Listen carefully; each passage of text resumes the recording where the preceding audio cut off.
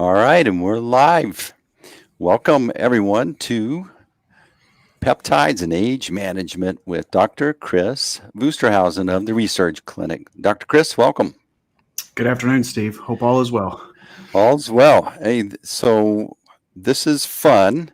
A lot of things are going on, and the people that are listening to this show or these conversations are intended to provide educational um, material for you to think about and consider, because the folks that listen to this are ones that are wanting to take control of their health and to increase their health span, their energy, the things that we like to maybe implement and just have a better quality of life.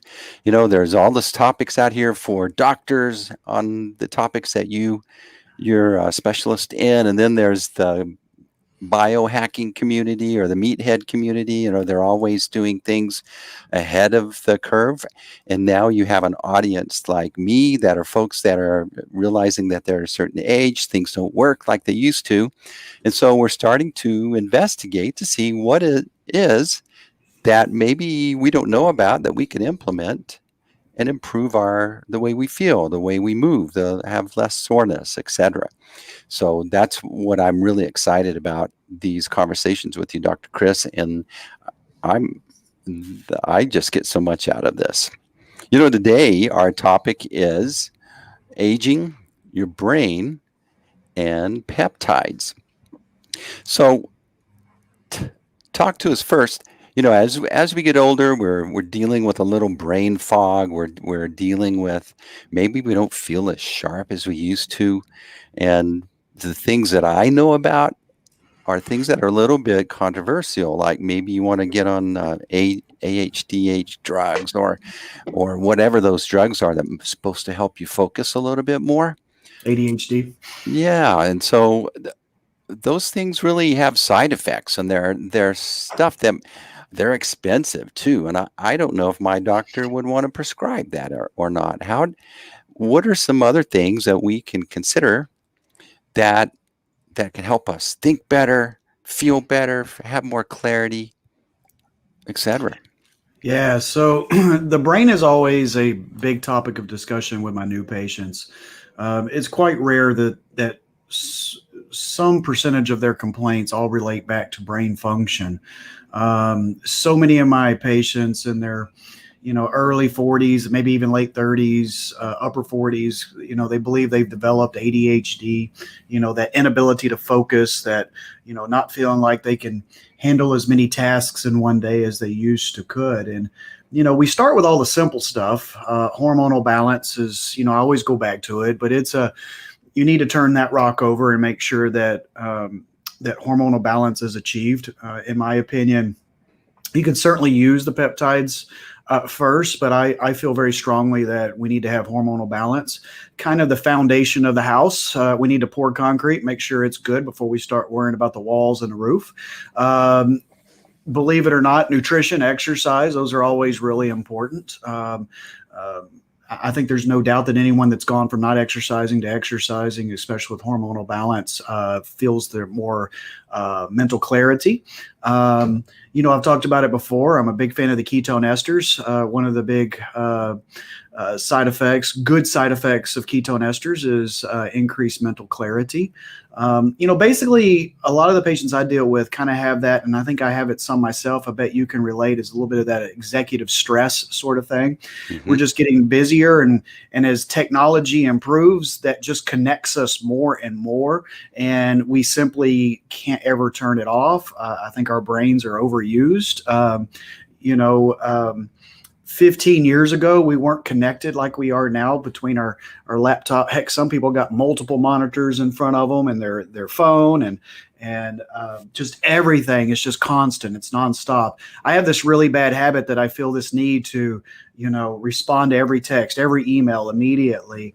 And sometimes I wish I was more like my wife that can just let it sit there. But so many people are like that. And as these tasks start to pile up, we start to think, my gosh, I'm ADHD. And it's really a combination of aging, too much is on our plate, peptides starting to decrease, hormones starting to decrease. So it's a complex, it's obvious a very complex discussion.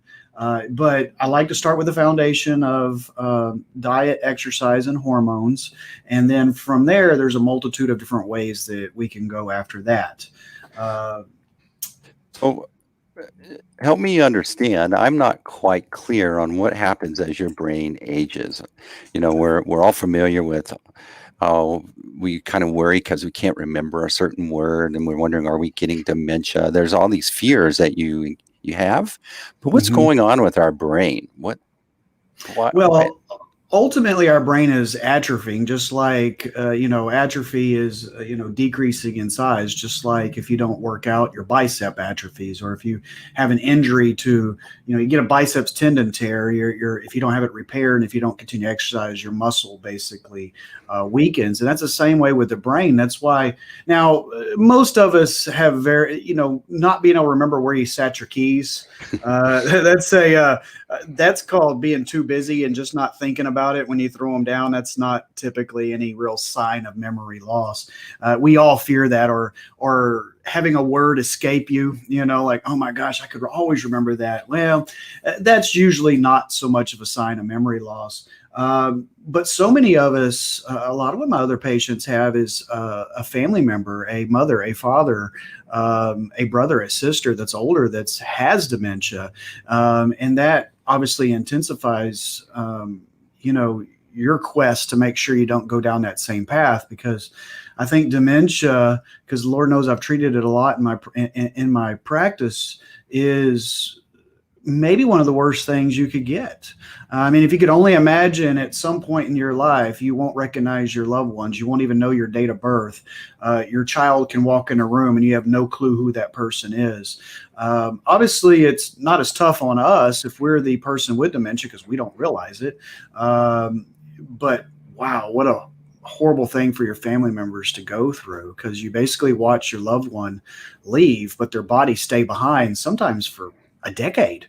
And so, it's unfortunately we have not figured out the whole puzzle yet, but we're starting to unravel some of this stuff. And basically neurons and synapses and things of that nature just, they don't function quite as well as they used to. I mean, and unfortunately the brain's just like the rest of our body. As we start to age, cell senescence, as I always talk about it, you start to get just more disease, and things can happen. And especially if you then have on top of that a true neurologic disease such as multiple sclerosis, Parkinson's, some form of dementia, most common one that we know about is Alzheimer's, then those just, amplify the problems. So I was listening to a program, and it's interesting to me that there's such a connection with your gut health and your brain health. They seem so far away, but yet your gut health really impacts your brain health. Educate us a little bit on why that is. Well, so it's funny you say that. I was just listening to a podcast this morning, and it was actually Dr. Seed's podcast. He put one out this week. It was a short one, but it's a really good one. Of course, I want you to listen to my podcast too, but I'm a really big fan of Dr. Seed's podcast. And he did one this week on autism. And, autism is a extremely rapidly growing disease in America. I actually sat in a lecture, I want to say about 2 years ago. There was a geneticist there, and God, I hope this geneticist is wrong. And he had said that the stats are rising so fast that they believe that by, I believe it was 2035, that 1 of every 2 births in America will be autistic. That's how rapidly rising autism is right now. And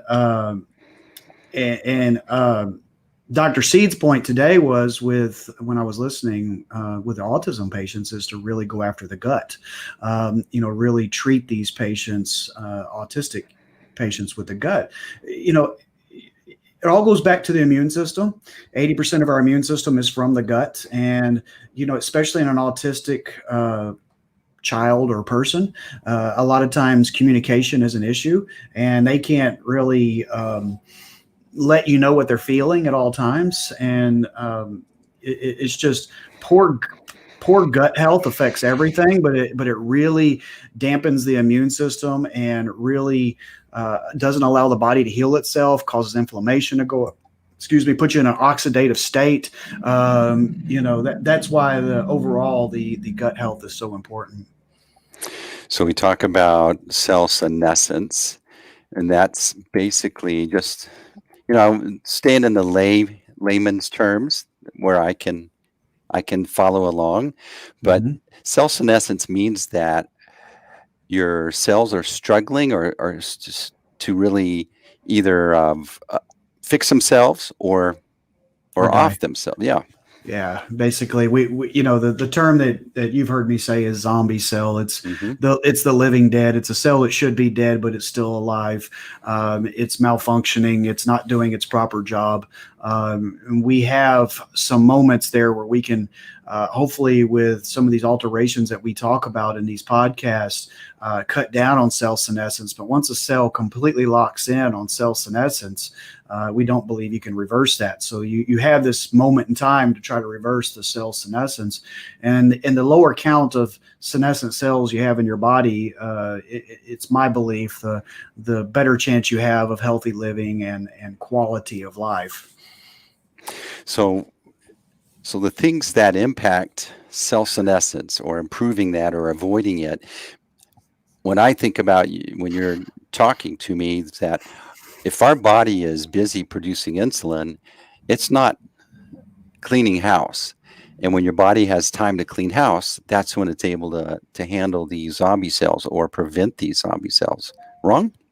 No, I think that's right. The way I look at it is I take it just back to basic science, which is we want to go back to the cellular level.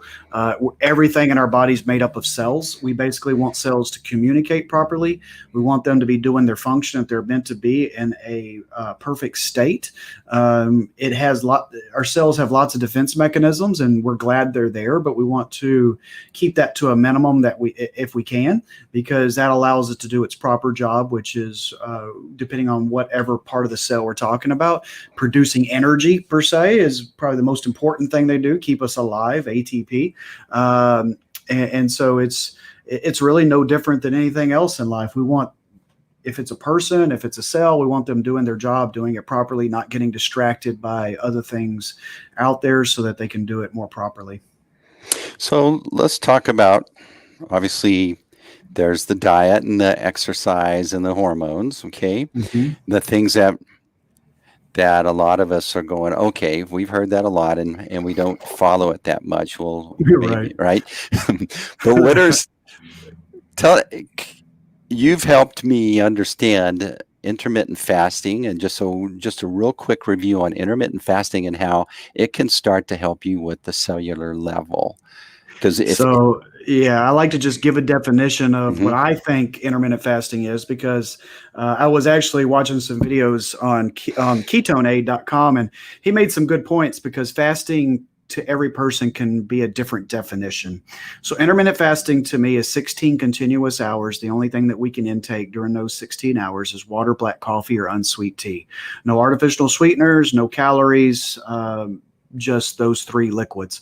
I try to tell my patients to do it at least 3 times a week, prefer 5 times a week. You could do it 7 days a week. I try to do it Monday through Friday. What we're trying to do there is we're trying to optimize our body's use of keeping insulin levels low, because if you don't have any calorie intake for 16 continuous hours, that's going to allow your insulin levels to fall down to its lowest levels of the day and stay there for an extended period of time, which then helps the body, especially growth hormone, get a better metabolic effect, so that you're using fat cells for storage, because our body does not want to use fat cells for storage. I know tons of people that go to the gym, they work their little tushies off, they eat pretty well, but they never lose any fat cells. And you have to somewhat I like that term, biohack the system into making your body use fat for fuel. Once it starts to do it, then it realizes it's okay, and you can start to really get some progress with those fat cells being reduced. But in addition to that, it decreases, you always hear me about decreasing inflammation in the body. It makes you more mentally clear. It just makes you feel better. My patients who fast and do it routinely, yes, the first couple weeks can be rough. After you kind of get through some of those, ketone-like flus and things like that, even though we're not really doing full ketosis, but you can feel bad. It's a little bit of a detox situation there. You start to feel tremendously better in the long run. So one of the things that really started to make a lot of sense to me and helped me get past all the reasons why I can't go without eating for 16 hours, which once I started doing it, it's not that hard, but especially Piece of cake, right? Yeah, well, if you put a big sleep period in between there, then it's not that big a deal. But Right.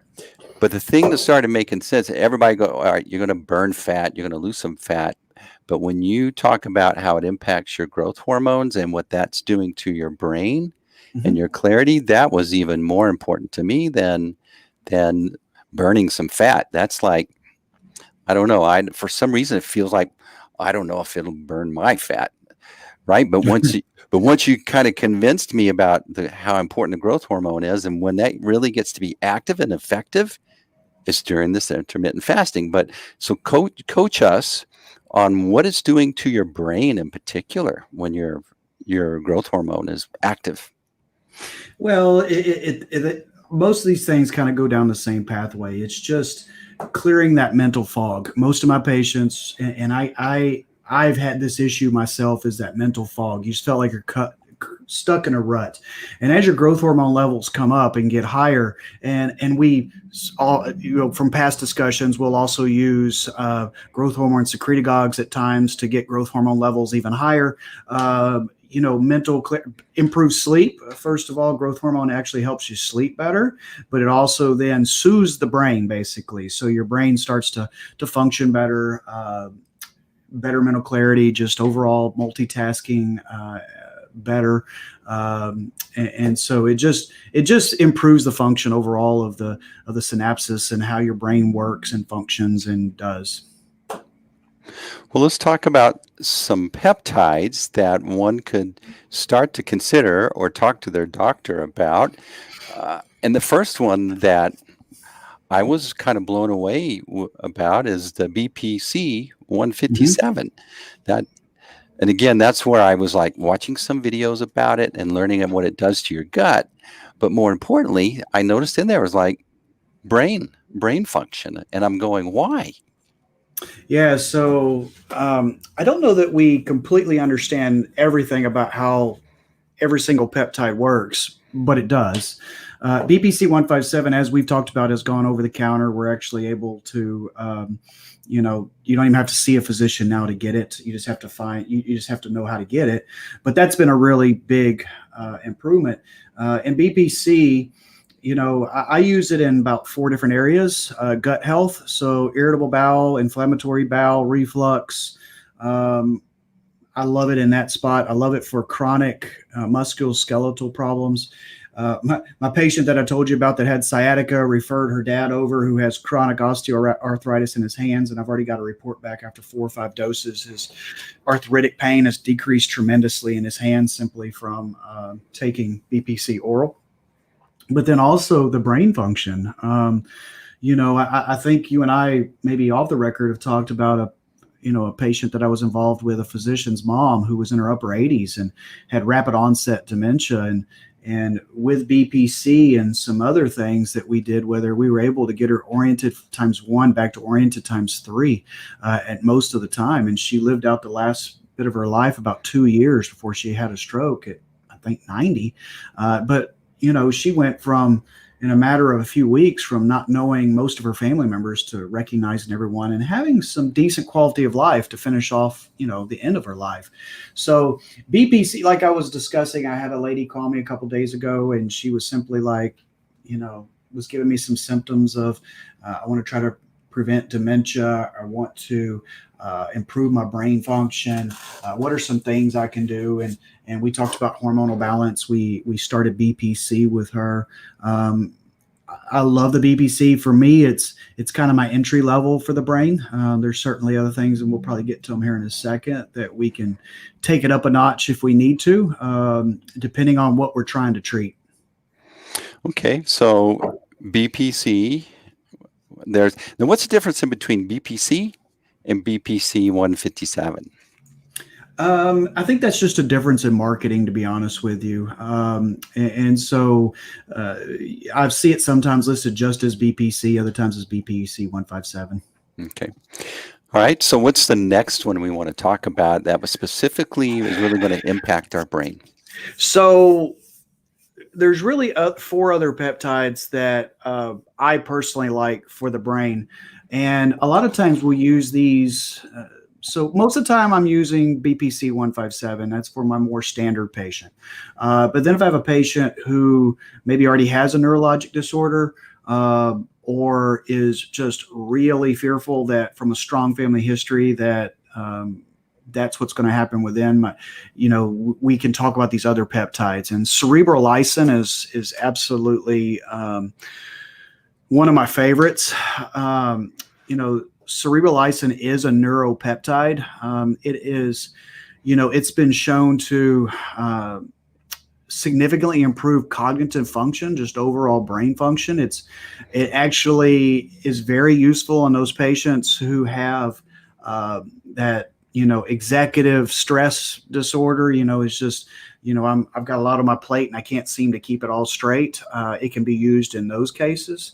It has actually been shown in studies. I think the last one that I found was 2007, but it has been shown to actually decrease the amyloid plaques that's what causes Alzheimer's disease in the brain. And in those patients, it actually showed a significant improvement in overall brain function in the Alzheimer's patients.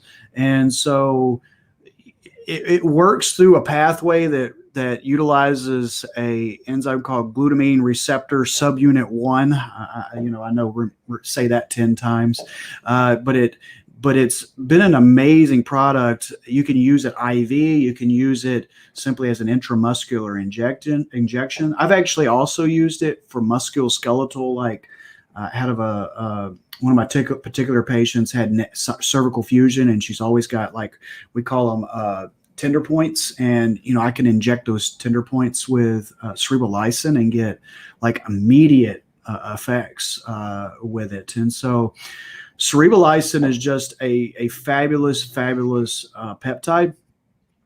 We wouldn't use it typically. Most of all these that we're talking about, we typically would rotate. We talk about that a lot in our podcast about rotating them in and out. Mm-hmm. So cerebral lysin I typically use on a 30-45 day period, and then come back to it every few months. I typically use it as an intramuscular injection. I personally don't use it as an IV injection, but you certainly can. Physicians can use it as an IV injection. Okay, so if we're cycling these, and I'm going to say it wrong, cerebral lysin. Cerebral lysin. Yes, close. All right. So what's the next one that you would cycle in after that? Well, so there's 2 that are very, very similar, and they're sometimes confused by providers because they're quite similar peptides, and that's Selank and Cmax. And they're both typically used nasally. And so I'm going to talk about Selank first. Kind of where I think about Selank is I think of it as an alternative to benzodiazepines. So your Xanax, your Valiums, Ativans of the world. The great thing about it is it has a benzodiazepine-like effects, but without all the side effects of benzodiazepines. No addiction, no sedation. I've used it in ADHD, anxiety, depression, PTSD.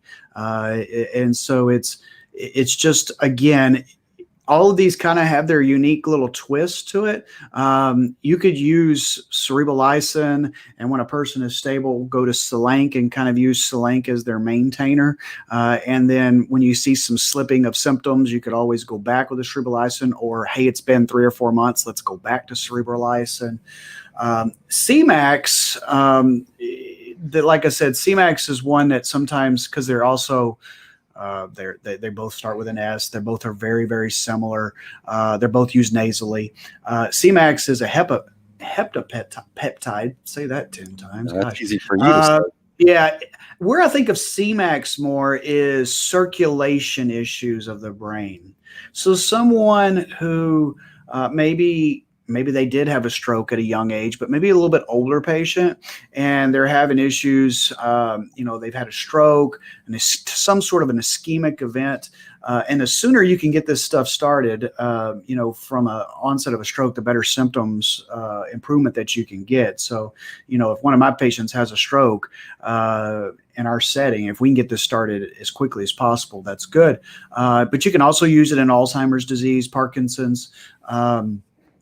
It again is very, very safe. I typically would not use Selenk and CMAX though at the same time. It would be a rotation. They're just, to me, so similar in nature that I feel like I wouldn't be getting the full bang for the buck out of either one of them by using them at the same time. So I would rotate those. CMAX has also been used in Lou Gehrig's ALS. I know that there's a lot of the ALS providers that use CMAX quite a bit with the ALS patients. That's not my specialty, so I can't really comment on that. But as you and I talked in 2 weeks, actually 2 weeks from today, we head back to Scottsdale for our next increment in Dr. Seed's course.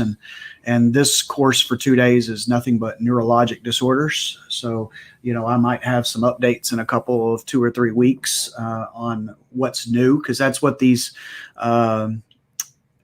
conferences are for, is where we headed with the changes with peptides and what else is out there that we can try with these patients. So I want to, we've discussed it, but not everybody watches every show. And so this would be a good time to kind of talk about why these are so impactful when they're more signaling components. They're naturally made in the body. We're not talking about medication. We're talking about things that help communicate and tell your body to do more of what it used to resolve. Yeah. I think it maybe take it even further. And what is a peptide? Peptides are chain amino acids. We have over 7,000 of them naturally occurring in our bodies. Basically, we've been able to isolate these different peptides, figure out what they do, and then use them to help our body function in a better way. And many peptides are bioidentical. Some are synthetic, but we're basically recreating another peptide in the body to do that function. And so it's basically the old theory of we're letting our body heal itself. That's what we're trying to do. We're just trying to give it the tools to heal itself. Ultimately, get those cells communicating better. And actually, Dr. Seeds always says this, and it really hit home with me, is you can really positively affect nearly every disease of the body if you simply have the cells communicating better. There's not an instance that I can think of that's not the case. If the cells are communicating better, things get better. We can't cure everything, but we sure can make people's lives much, much better. I have no doubt in that. So that's basically the theory behind peptides. For the most part, what attracted me to peptides is just how safe they are, because again, we're using things that are in our body already. BPC 157 made in our stomach. Okay. And so thymosin alpha 1, thymosin beta 4 made in our thymus gland in our neck. So, these are products, these are peptides that are already made in our bodies that we're just using more of them to get a effect that we're looking for. So the key for the physician and the patient is just, where do I use these and which ones do I use it and for how long and at what dose? And that's where the training comes in to figure those things out. But if you can have an open patient who's willing to think outside the traditional medicine box, then you can really make some differences with these patients. One thing that really helped me, so insulin is a peptide. And everyone knows that insulin is a peptide and been around forever. These have been around since the late 1800s. The Russians were starting to research them, but they're used one of the companies that produces these is in Kentucky. And why is that? Because it's been used in animal health for racing horses. And Right. so it's not this new thing. Why is it that it's not more mainstream within the medical community? Prescribing habits and habits themselves just take a long time to break. And I would nearly bet you that many providers don't realize insulin is a peptide. They just know it as a prescription, a medicine that they prescribe. They haven't really thought about it in depth of it's a peptide because it really doesn't matter for what they're using it for. Many of the diabetic medicines that are out now are peptides. Many of the chemotherapeutic or cancer treating medications are peptides now. Many of the developmental drugs are peptides these days because even Big Pharma has come around on this saying, okay, that probably is the best way to treat the body is by using the body to heal itself. Things that your body are deficient in, let's give it more of. A type 1 diabetic who is deficient in insulin, that's why you give them the peptide of insulin. So, it's pretty simple thoughts. It's just that I hate to say this, but the medical community, at least in America, I think Europe is better at this, is very slow to come around on new ideas. I always joke, but when it actually makes it in the textbooks, we always talk about Harrison's internal medicine guide. By the time it makes it into Harrison's internal medicine guide, it was 20 years ago, and there's something new out. And that's just the way medicine works in America. The good news for providers out there who are thinking about or already are using peptides in their practices is our patients' level of education has never been higher. Patients are looking for new ways, better ways, safer ways to treat themselves. I've always been very perplexed. When I first went into medicine as a medical student, the number one way you treated type 2 diabetes, actually, if you looked at the algorithm, was diet. If you look at it now, that's gone. So basically, the medical community gave up on a diet. They were like, screw it, just go straight to medications. No one ever follows a diet. No one ever gets better. And I guess if you took just a general cross-section of America, that might be true, but that's not true in my practice. I think that a provider listening to this lecture or podcast will say that's not true in my practice either. My patients, when I can show them pre-diabetes, they want to do everything they can to prevent diabetes. They don't want to just go down that path, but it's also up to the provider to be looking for these things sooner, not letting the patient become a full-blown diabetic and be locked into that pathway before we decide to do anything about it. So it's a two-way street. We need the physician, we need the patient working together. We need patients to start thinking about their health before their wheels shoot off. That's the unfortunate aspect when I used to do traditional medicine. The patient would come in when they're already 50 pounds overweight for the last 12 years, and I check their A1C and it's 12, and it's like, crap, you've probably been like this for 5 or 6 years, but the guy didn't want to go to the doctor because he knew ultimately it was going to be bad news. And so it's important that we all start thinking about our mortality, our morbidities, getting those taken care of sooner versus later, putting our head in the sand and just saying it'll get better tomorrow. Although I try that sometimes myself, is not the way we should go with our health. So the people that are listening to this, they found this because they're researching, they're looking around, they want to take more charge of their health. And so they're going to be more open to several things that can impact the diabetes situation. Intermittent fasting, eating less of the white foods, including vanilla ice cream. Then except for cauliflower, you can have it. And then a little bit of exercise. It doesn't need to be radical, but it just needs to be a little bit. And then talk us through some of the other things, especially the ketone esters. I would like to explore that a little bit more. So yeah, most people, like when I talk to them, luckily now in my practice, I get patients that are not fully down a pathway of diabetes. They've kind of entered down that road, and their A1C is higher than I would like, but it's not diabetic level, or maybe their fasting blood sugar is elevated. And as I tell them, look, I'm not here to just completely turn over your apple cart. We can still have fun in life. We can still eat a few bad foods here and there, but we're going to have to be much pickier in how we do it. And so I unless they are an insulin using diabetic or a diabetic who's on certain medications, I think everyone else can do intermittent fasting. And it's a hard sell sometimes. But once we convince them and we get them going down that pathway, I think that they feel the positive effects of that. And I know it's very simple and it's not my complete diet plan, but I always say if it's white and you eat it and it's not cauliflower, let's try to limit it in our diet. Bread, rice, pasta, corn, and potatoes. It's pretty simple. I tell patients, it's not that you can't eat those things. Just try to limit it. Don't try to dabble in that food of 5, maybe 2 to 5 times a week, not 2 or 3 times a day. Because most people do. They eat one of those foods every single meal, 3 times a day, 4 times a day.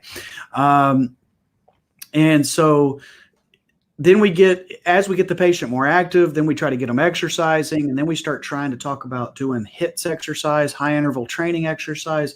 I'm a big believer in even if you just did 4 or 5 minutes of HIITs before you do some resistance training, like Maury talked about a couple 2 or 3 weeks ago.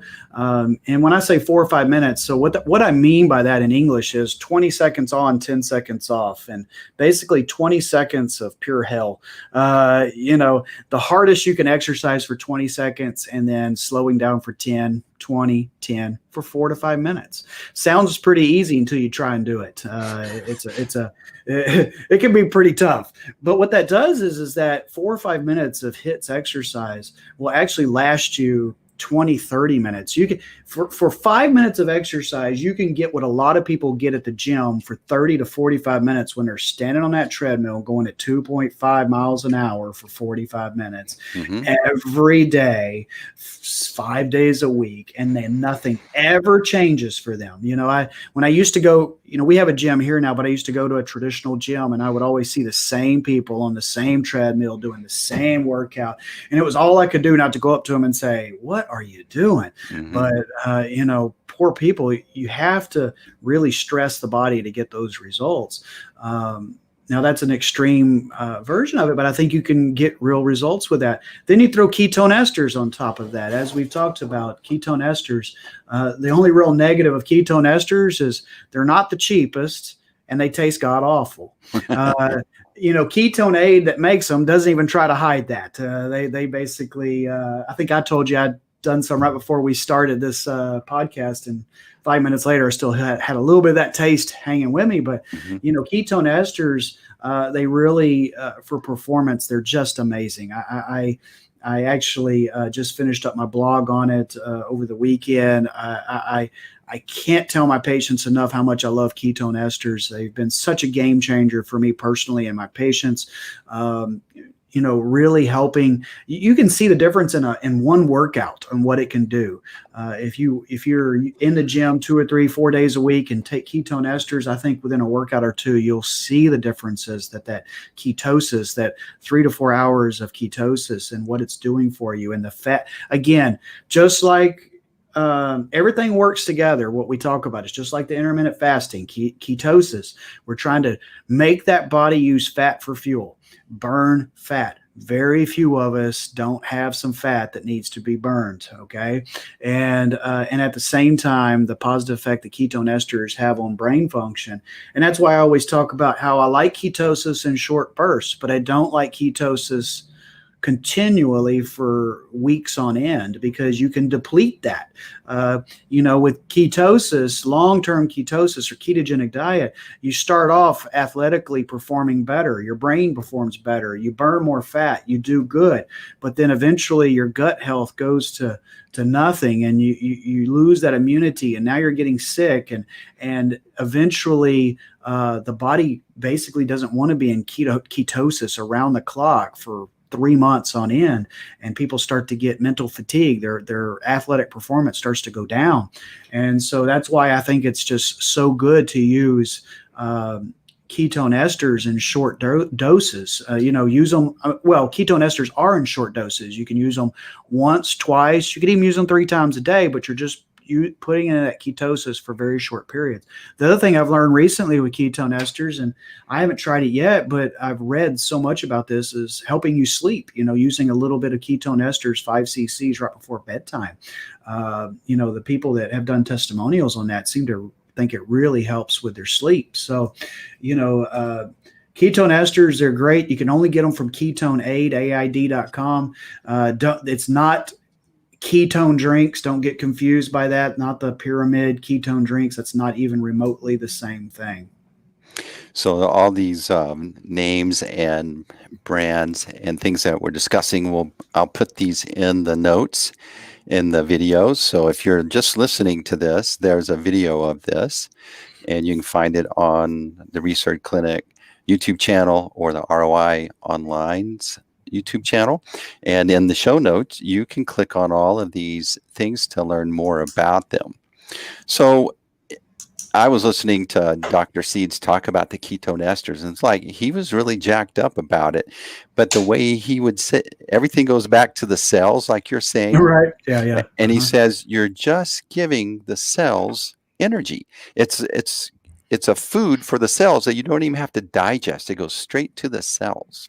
Yeah, that's true. That's exactly right. It's he's the one that brought me around, and it took me a little while to get me there, but it's all about cellular communication and giving everything you can to those cells to feed them properly, fuel them properly so that they perform properly. If your cells communicate better, you do better. It's a very simplistic thought, but it is a very true thought.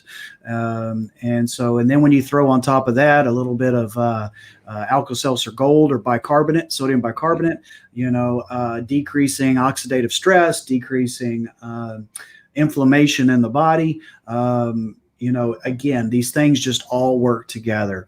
And sometimes my patients have a hard time of picking and choosing what to do. And obviously there's a lot of stuff here. Mm-hmm.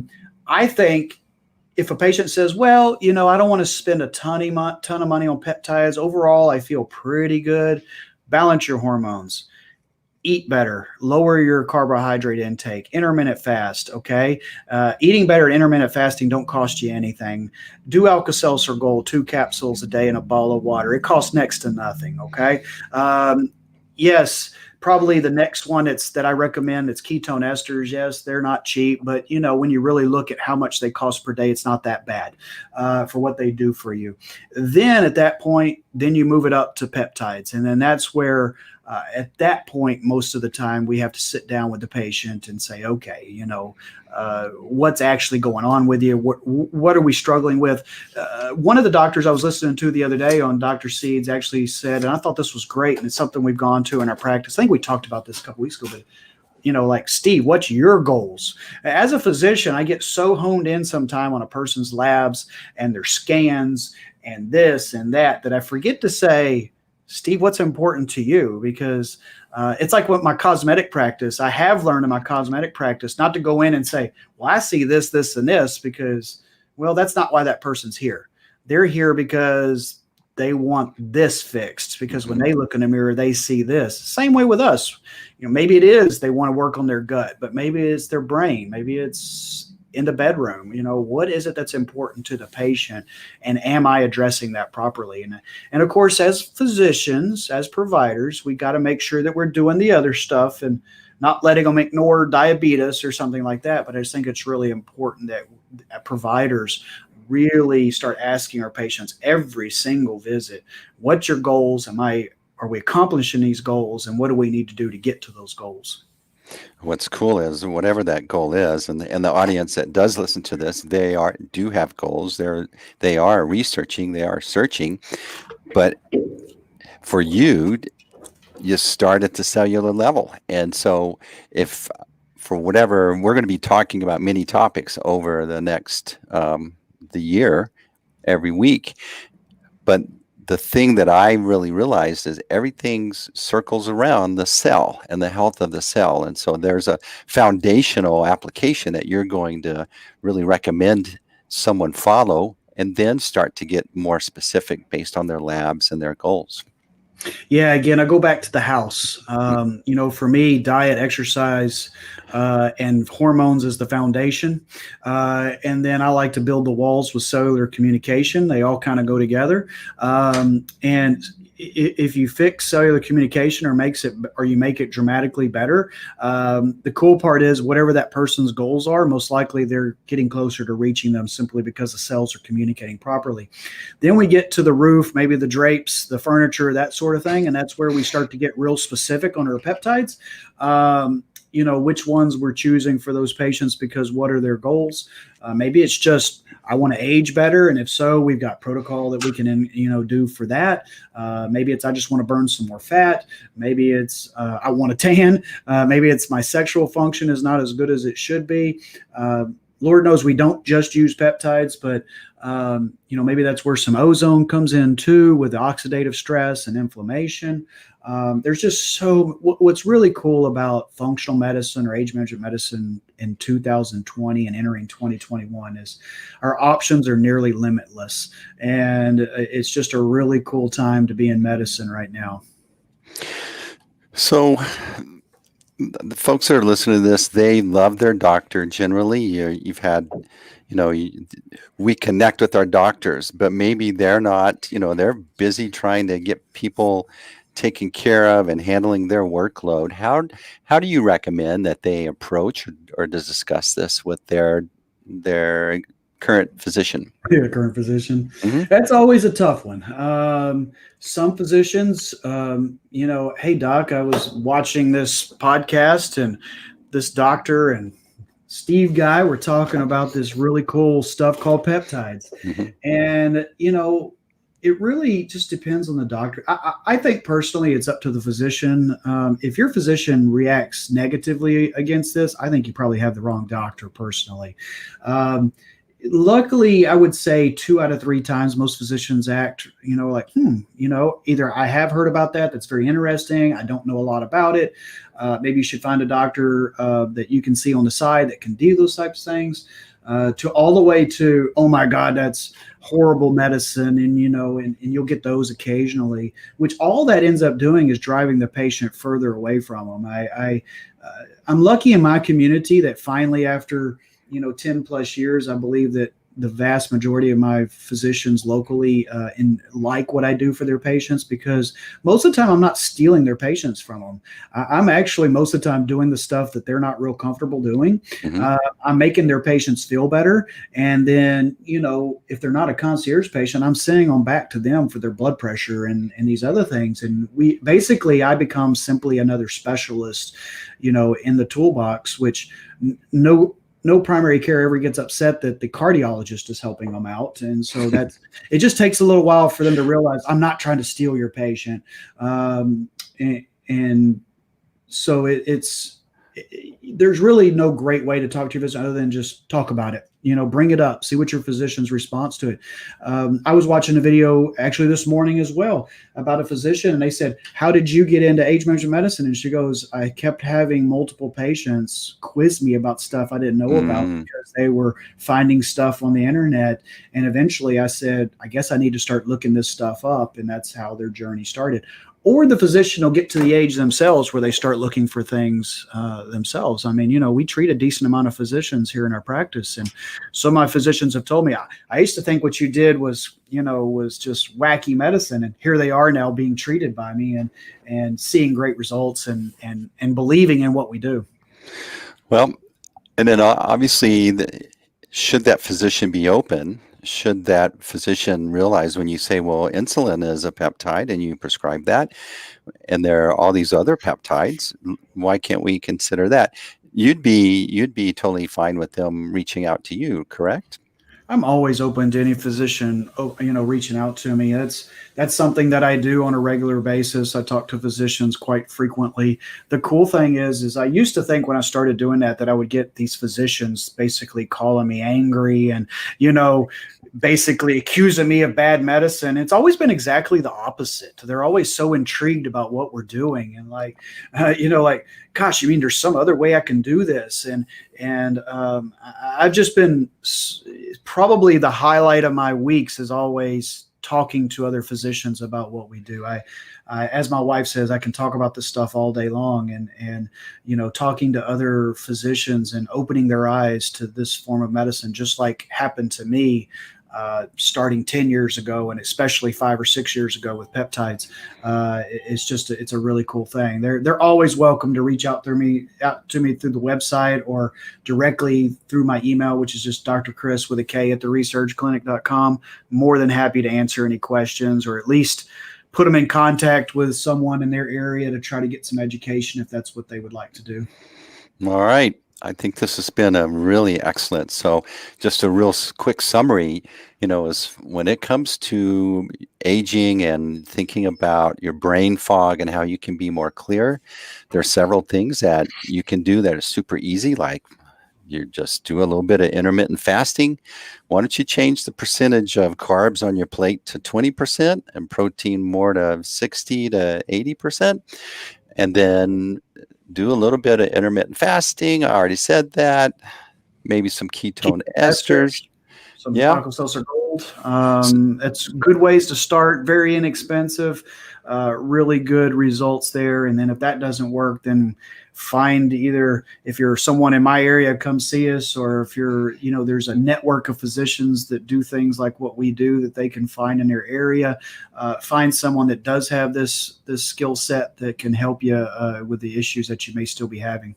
Yeah, and then that BPC 157, that's something that I think there's a lot of gut health that could be impacted by that. And anyway, you should consider it. You can buy it online, especially at the resurgeclinic.com as well. It doesn't need a prescription, and it's just oral dose, right? Yeah, 2 oral capsules a day. What I tell all my patients is, because we sell a lot of it, is try it for a month. If you don't believe it, if you can't see a difference in a month, then don't buy the second bottle unless you're just using it for pure cell senescence. Most people, I honestly cannot think of a patient that has not told me that within 5 to 10 days they haven't seen some form of improvement either in their gut, musculoskeletal, brain function, something of that nature. It's an amazing peptide. We're so excited that it's over the counter now. All right. Well, next week we'll be talking about your immune system and what you can do to be prepared for flu season. So be sure to tune in next week at the same time. And Dr. Kris, this was fun. You're like a fun doctor to talk to. Thanks, Steve. You make it easy. All right. Then that's a wrap, folks.